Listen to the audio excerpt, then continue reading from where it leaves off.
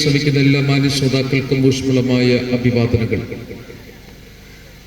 നിരവധി പ്രഭാഷണ പരമ്പരകൾ കേട്ടിട്ടുള്ള നിരവധി ചരിത്രങ്ങൾ ഉറങ്ങുന്ന മഹാത്മാ അംബേദ്കറുടെ, മഹാത്മാ അയ്യങ്കാളിയുടെ സ്മരണകൾ ഉറങ്ങുന്ന ഈ നാട്ടിൽ ഈ രാവിലെ നിങ്ങളെ അഭിസംബോധന ചെയ്യാനായിട്ട് ഇടയാകുന്നതിൽ നിങ്ങൾക്ക് സന്തോഷമുണ്ട്.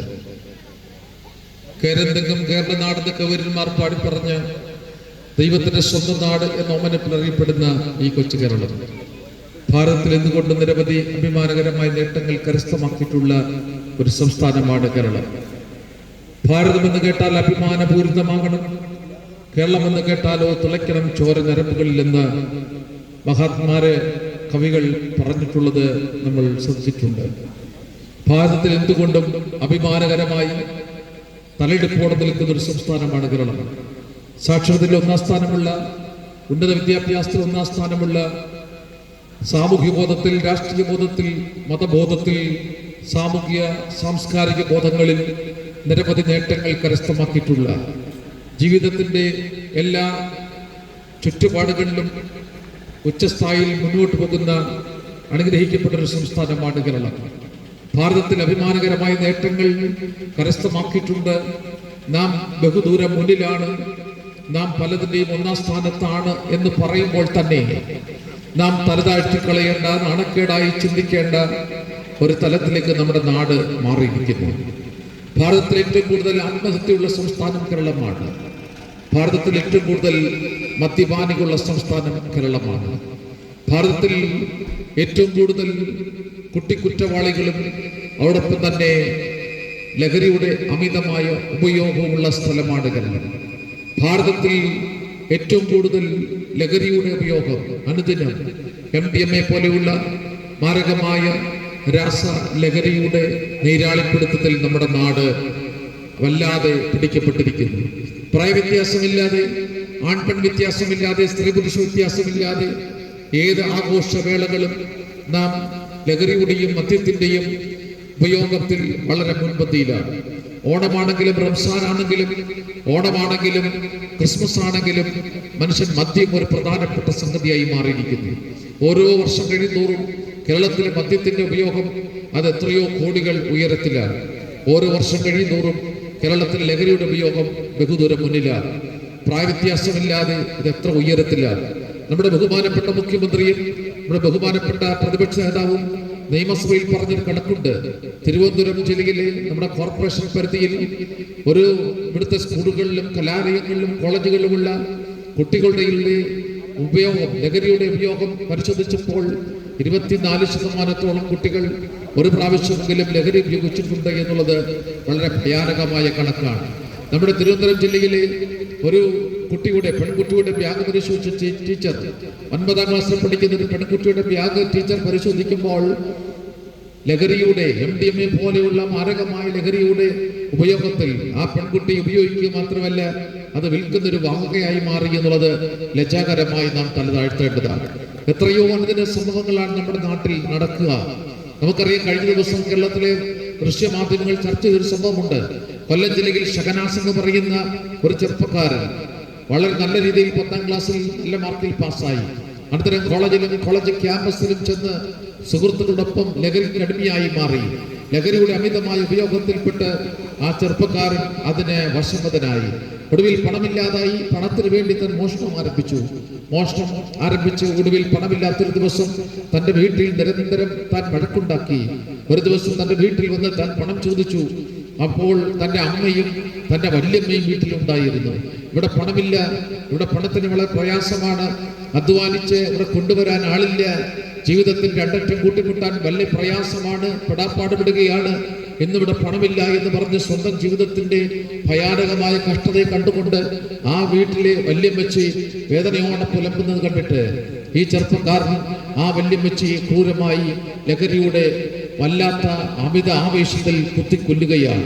എത്ര ഭയാനകമാണ്! വീടുകൾ അസമാധാനത്തിന്റെ, അനിശ്ചിതാവസ്ഥയുടെ, അസന്തോഷത്തിന്റെ, കലഹത്തിന്റെ, അനാരോഗ്യത്തിന്റെ തലങ്ങളായി മാറുന്ന തലത്തിലേക്ക് ലഹരിയും അതിന്റെ ഉപയോഗവും വർദ്ധിച്ചിരിക്കുകയാണ്. നമുക്കറിയാം, കഴിഞ്ഞ ദിവസം നാം വർത്തമാന പത്രങ്ങളിൽ, ഇവിടുത്തെ ദൃശ്യമാധ്യമങ്ങളിൽ വളരെ ചർച്ച ചെയ്തൊരു സംഭവമുണ്ട്. മലയാറ്റൂരിൽ ചിത്രപ്രിയ എന്ന് പറയുന്ന 19-കാരി പെൺകുട്ടി ക്രൂരമായി കൊല്ലപ്പെടുകയാണ്.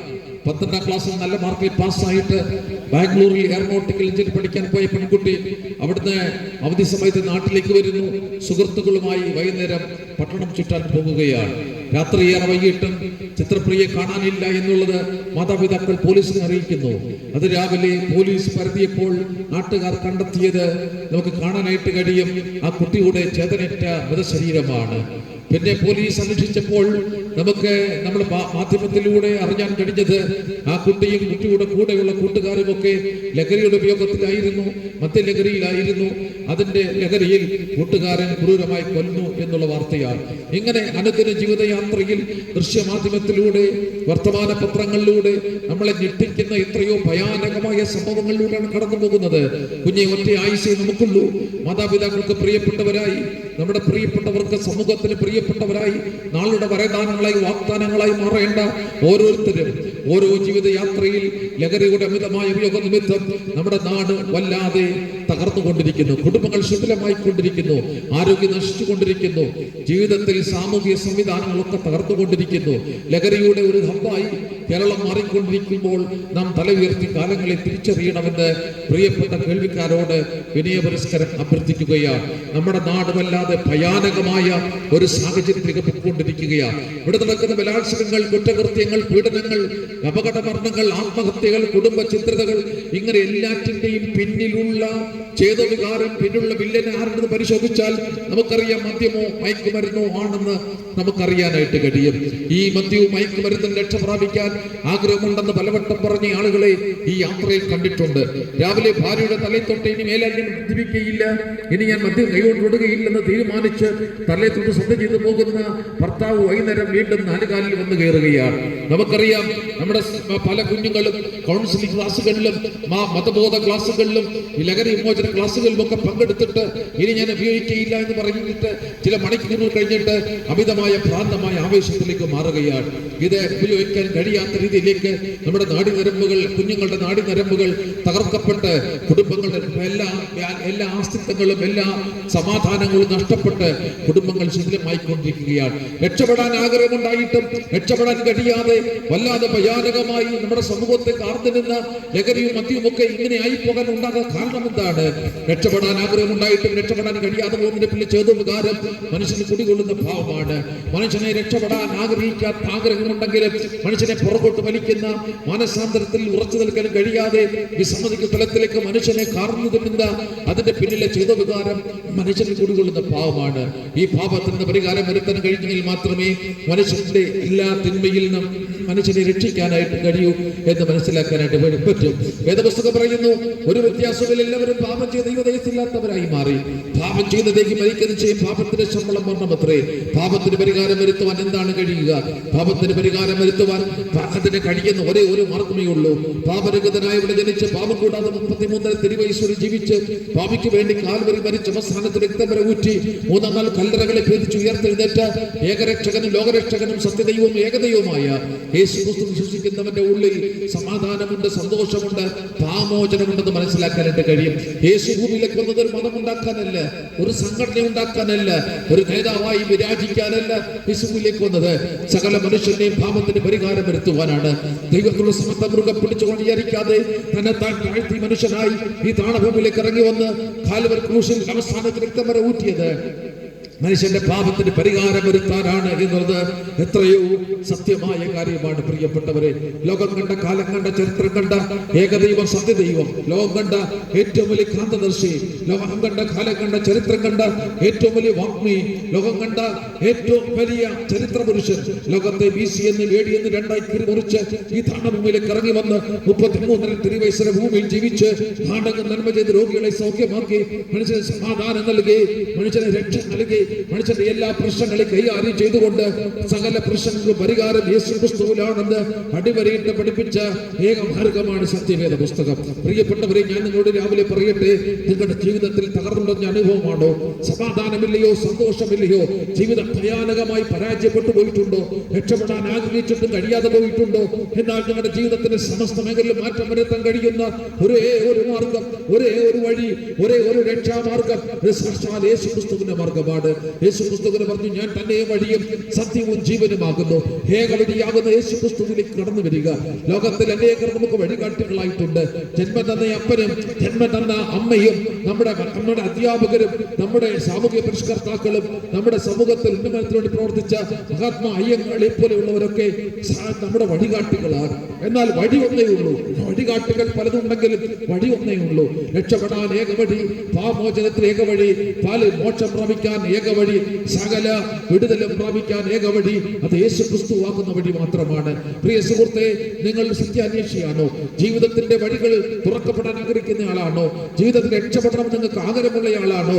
ഈ രാവിലെ നിങ്ങൾ ആയിരിക്കുന്ന സ്ഥലത്ത്, നിങ്ങൾ വീതിയിലാകട്ടെ, വീതിയിലാകട്ടെ, തെരുക്കോണിലാകട്ടെ, നിങ്ങൾ അഭിസംബോധന ചെയ്യുമ്പോൾ വിനയത്തോടെ പറയട്ടെ, രക്ഷപ്പെടാൻ കഴിയുന്നൊരു മാർഗമുണ്ട്, വഴി തുറക്കാൻ കഴിയുന്നൊരു മാർഗമുണ്ട്, സമാധാനം നൽകുന്നൊരു മാർഗമുണ്ട്, സകല വിടുതലുകൾ നൽകുന്നൊരു മാർഗമുണ്ട്, രക്ഷിക്കാൻ കഴിയുന്നൊരു മാർഗമുണ്ട്, സകല പ്രശ്നങ്ങളെ കൈകാര്യം ചെയ്യാൻ കഴിയുന്ന ഒരേ ഒരു മാർഗം, വിടുതൽ നൽകുന്ന ഒരേ ഒരു മാർഗം, സമാധാനം നൽകുന്ന ഒരേ ഒരു മാർഗം, സന്തോഷം നൽകുന്ന ഒരേ ഒരു മാർഗം, മോചനം നൽകുന്ന ഒരേ ഒരു മാർഗം, മോക്ഷം പ്രാപിക്കാൻ കഴിയുന്ന ഒരേ ഒരു മാർഗം, ഒരേ ഒരു വഴി അത് സാക്ഷാൽ യേശു ക്രിസ്തു ആകുന്ന വഴിയാകയാൽ യേശു ക്രിസ്തു ആകുന്ന വഴിയിലൂടെ സഞ്ചരിച്ചു ജീവിതത്തിൽ അർത്ഥം കണ്ടെത്താൻ നിങ്ങൾ എല്ലാവരെയും ഞങ്ങൾ ക്ഷണിക്കുകയാണ്.